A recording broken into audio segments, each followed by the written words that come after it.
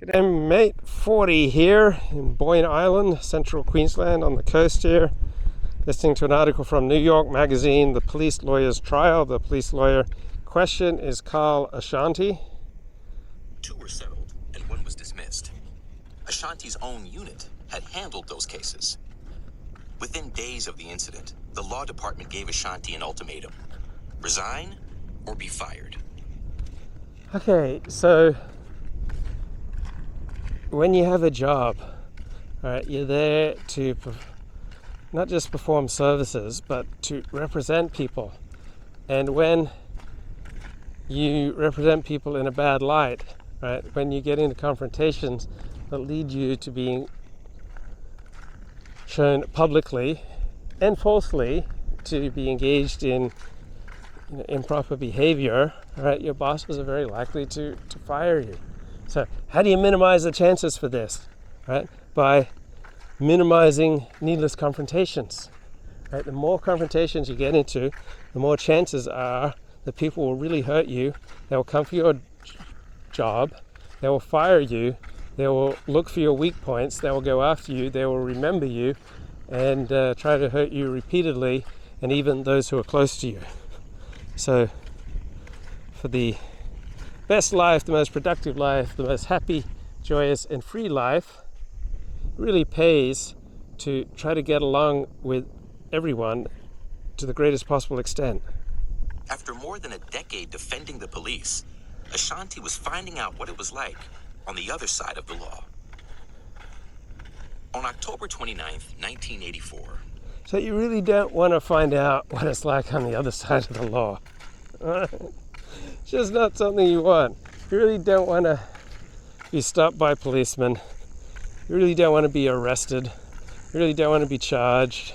You really want to do everything possible to stay out of that kind of situation. And one of the ways to do this is to not argue with police officers.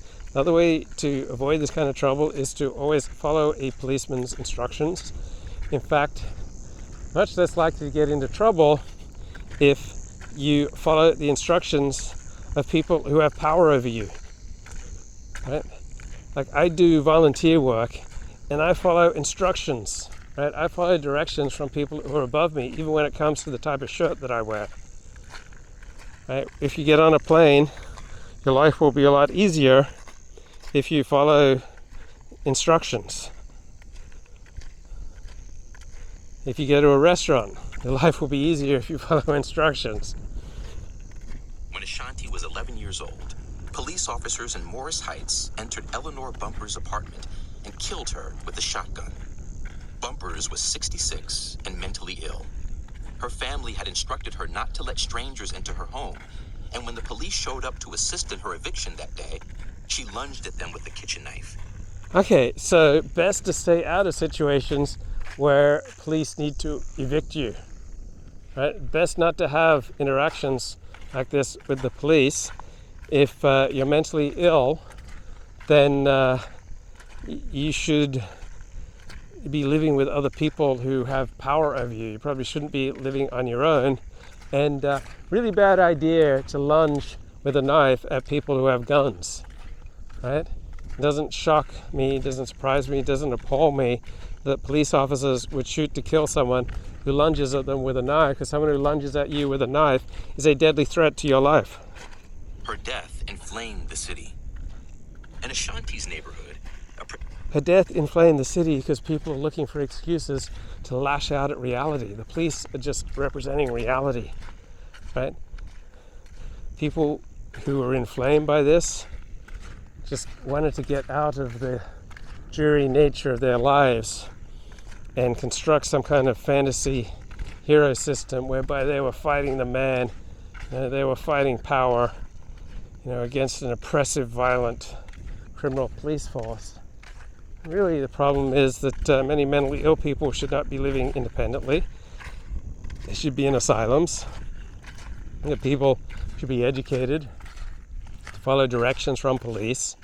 And if you resist arrest, then you're placing your life at risk.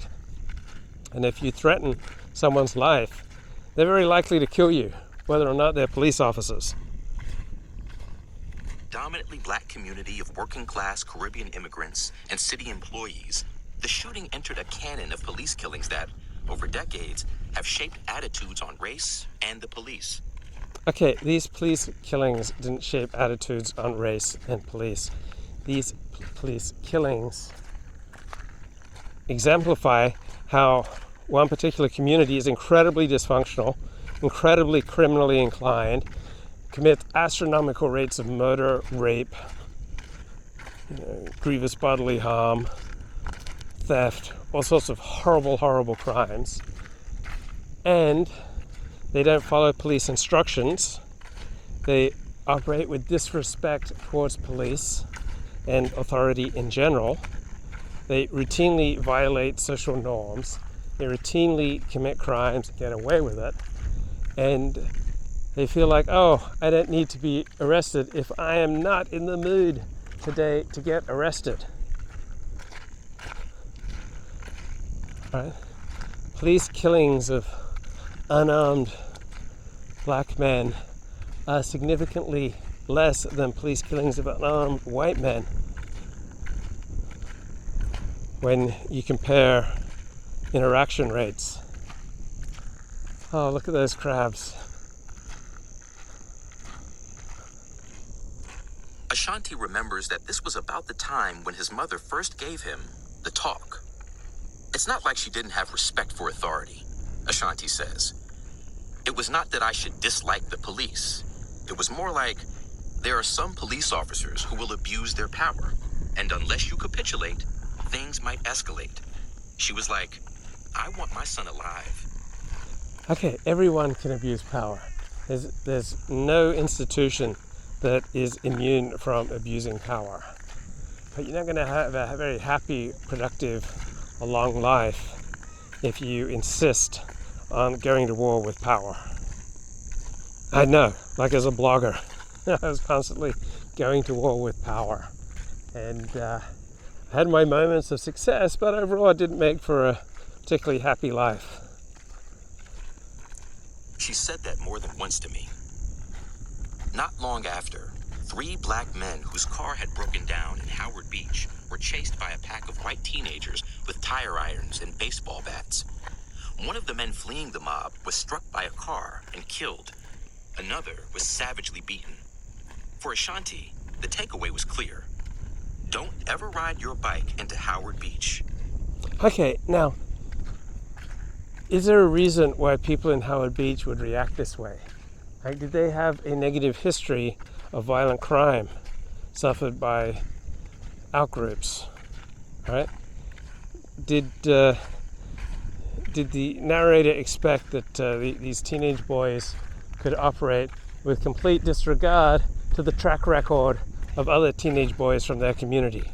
Right? If you are part of a community that commits astronomical rates of crime, astronomical rates of murder, astronomical rates of rape, astronomical rates of misbehavior, theft, right? You are going to be burdened by that. That's the way the world works, right? In the Anglo world, there's this notion that, we should see everyone as individuals, but most people don't have the time or energy for that, right? The way the world works is that we are seen as representatives of a particular group, and how our group behaves and what kind of reputation our group builds, right, is going to shape how other people interact with us. So if these boys came from a community renowned for kindness and good works, right, they would be much less likely to be chased by a violent mob.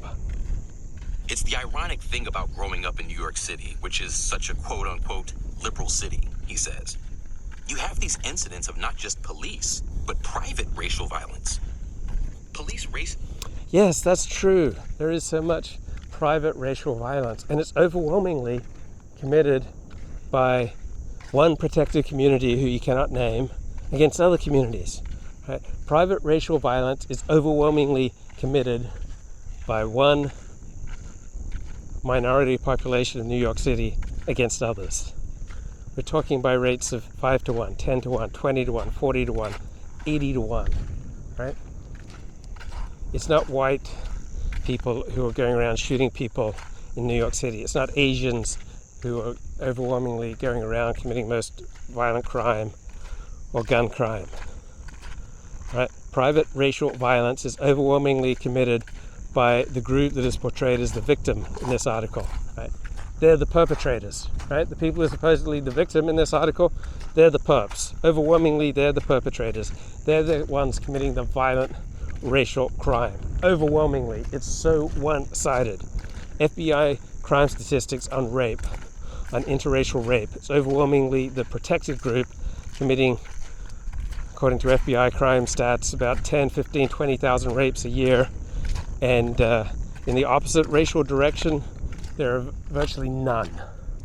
So yeah, private racial violence in New York City committed overwhelmingly by one protected group you're not allowed to name on social media, right?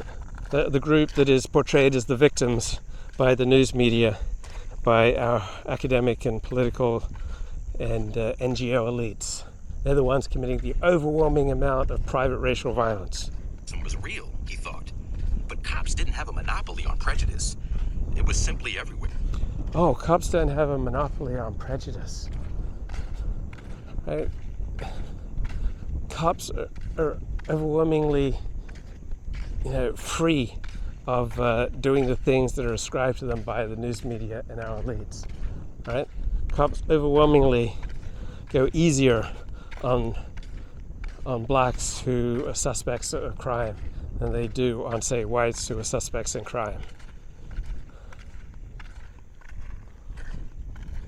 In 6th grade, Ashanti did well on an exam given by Prep for Prep, a non-profit group that sends promising students of color to elite, mostly white private schools. Why would they send them to the elite black private schools? I don't understand that. I mean, why don't they send them to the elite black private schools? I mean, I've been around Australia and America, and I'm just unaware of any hospitals that have been set up by Africans who, want to minister to the needs of people in the United States or Australia. Why is it that the elite schools are not black schools? Why is it that the elite institutions are not overwhelmingly composed of black people set up by Africans? The only explanation I can think of is white racism. White racism is the only reason that Africans haven't come to the United States and given us blessings of setting up hospitals and setting up elite private schools, setting up elite universities. Doggone it, white racism, man. Such a bummer. He attended Buckley, the Tony All-Boys Academy on the Upper East Side, where he was a few years ahead of Donald Trump Jr., then high school at St. Paul's, the exclusive New Hampshire boarding school. Okay, so he is given a scholarship for an elite education, and I'm going to suspect here a large part of the reason he got this scholarship is affirmative action. Right? You really think he had to meet the same scholarly requirements of other kids? Do you think he would have gotten this scholarship if he wasn't part of some protected racial group? One Friday during sophomore year, it was his turn to choose a film for movie night. Students normally picked comedies, but Ashanti went with Colors, the 1988 drama about Los Angeles cops patrolling gangland beats. So, I've looked at Nielsen statistics, and overwhelmingly white Americans and black Americans watch very different TV shows. Black Americans watch a lot of NBA games, right, more than white Americans. So different people have different tastes in culture, in TV. So the type of TV shows and movies that white people want to watch, generally speaking, black people aren't as interested in Brycehead Revisited and the like. And the type of TV shows and movies that black people watch, white people aren't interested in. Is that some kind of venal racism? One of the older boys rolled his eyes about the selection and shit, Ashanti says.